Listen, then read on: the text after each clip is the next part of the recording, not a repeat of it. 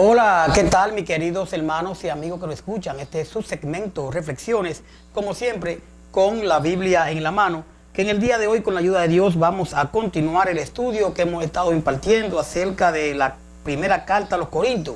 Hoy vamos a ir al 5:9.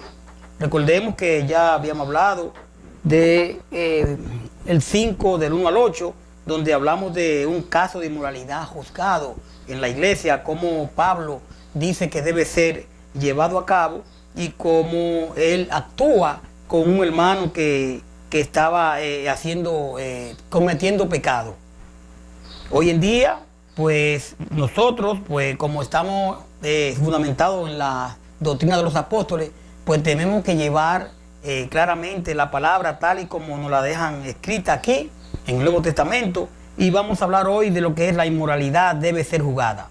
Dice el verso 9, dice aquí el apóstol Pablo: os he escrito por carta que no os juntéis con los fornicarios. No absolutamente con los fornicarios de este mundo, o con los avaros, o con los ladrones, o con los idólatras, pues en tal caso os sería necesario salir del mundo. Más bien, os escribí que no juntéis con ninguno que, llamándose hermano, fuere fornicario o avaro, o idólatra, o maldiciente, o borracho, o ladrón, con tal ni aún coma. Porque ¿qué razón tendría yo para juzgar los que están afuera? ¿No juzgáis vosotros a los que están dentro? Porque los que están afuera Dios juzgará. Quitad pues a ese perverso de entre vosotros. Esta palabra fuerte realmente del apóstol Pablo, pero muy precisa y muy buena para este tiempo, donde claramente él dice que en el verso 9: os he escrito por carta que no juntéis con los fornicarios. No juntéis con los fornicarios. Y inmediatamente vamos a decir un fornicario, una persona que esté teniendo sexo fuera de lo que es el matrimonio, ¿verdad? Fuera de lo que es el matrimonio, porque una pareja debe de casarse para tener coito, para estar juntos. Entonces dice aquí: yo he escrito por carta que no juntéis con los fornicarios. Entonces, no me juntaré yo, no puedo juntarme yo con personas que andan por ahí, que no están casados y están haciendo todo este tipo de cosas. Pero entonces mire lo que dice el 10: no absolutamente con los fornicarios de este mundo, o con los avaros, con los ladrones, con los idólatras, pues en tal caso sería necesario salir del mundo. O sea, no absolutamente con ellos, sino, dice, más bien escribí que no junté, dice el 11, con ninguno que, llamándose hermano, fuere fornicario, o avaro, o idólatra, o maldiciente, o borracho, ladrón, con tal ni aún coma.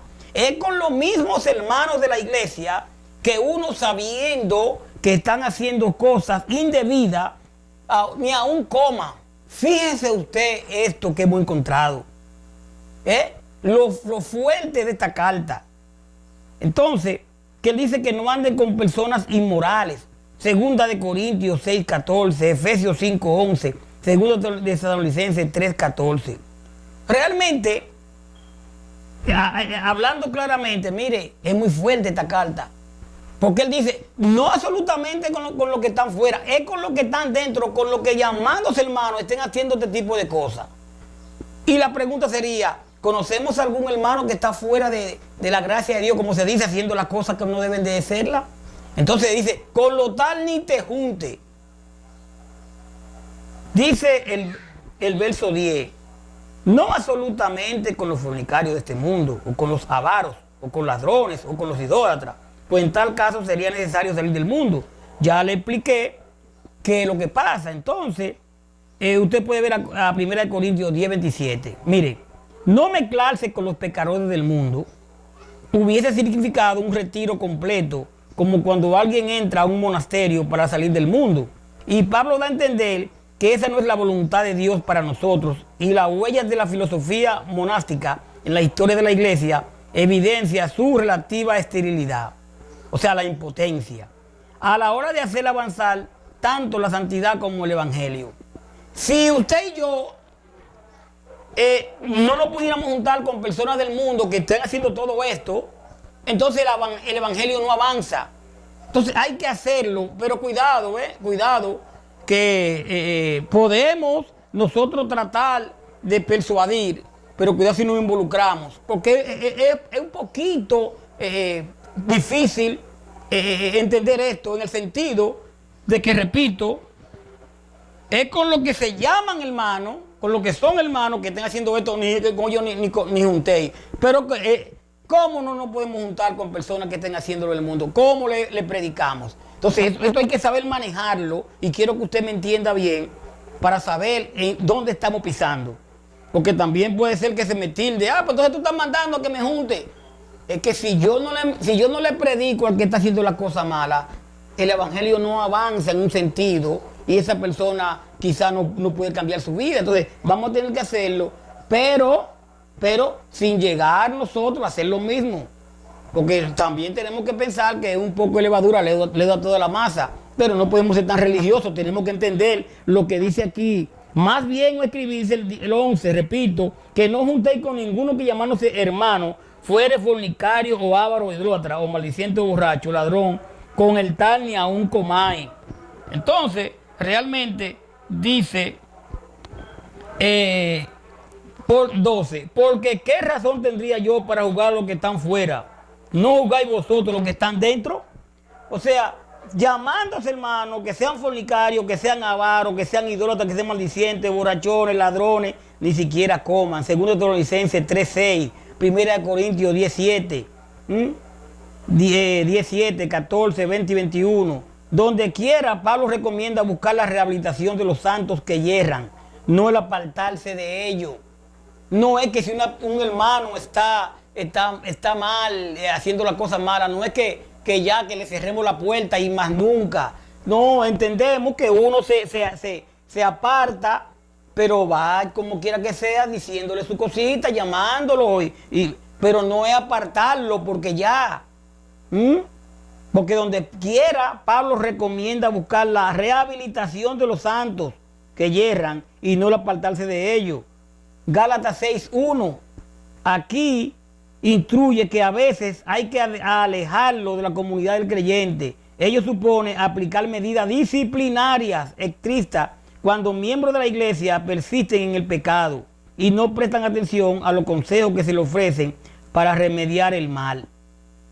Hay personas que usted le busca la vuelta, pero si usted ve que ya no quiere, pues entonces ya uno se aparta más. Ellos van diciendo de a dónde nos acercamos, pero no del primer momento sacarle, ya cerrarle la puerta a ese hermano porque pecó, pero usted también y yo pecamos. Usted también y yo, ¿usted me entiende? Quiero que me entiendan el punto aquí de esta carta. Dice, ¿qué razón tendría yo para jugar a los que están fuera? No jugáis vosotros los que están dentro. Marcos 4:11. Primera de Corintios 6:1-4. La iglesia, mi querido, mi querida, tiene la responsabilidad de ejercer disciplina espiritual sobre sus miembros.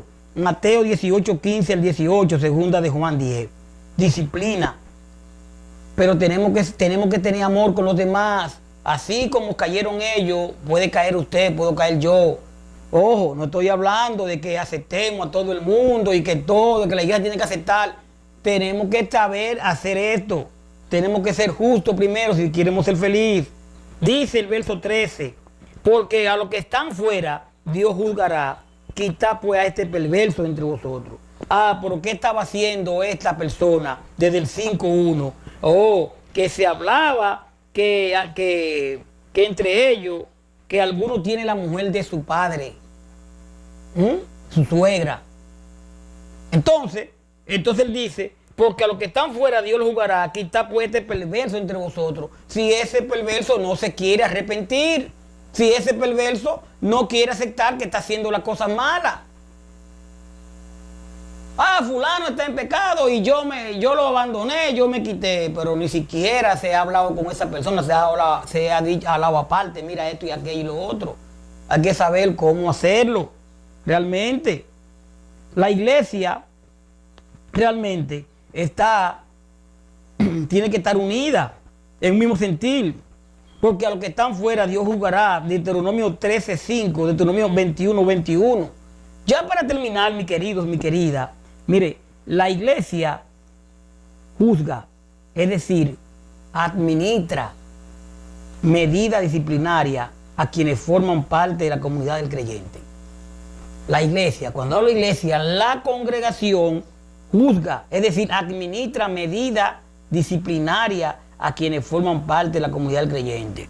Cuidado si un solo hombre le pone una sanción a una persona X dentro de la iglesia y cuando él entienda que esa persona se le puede levantar la sanción, entonces la levanta. No, porque la iglesia es de Dios, es del Señor. Él murió por ella, Él dio su sangre por ella.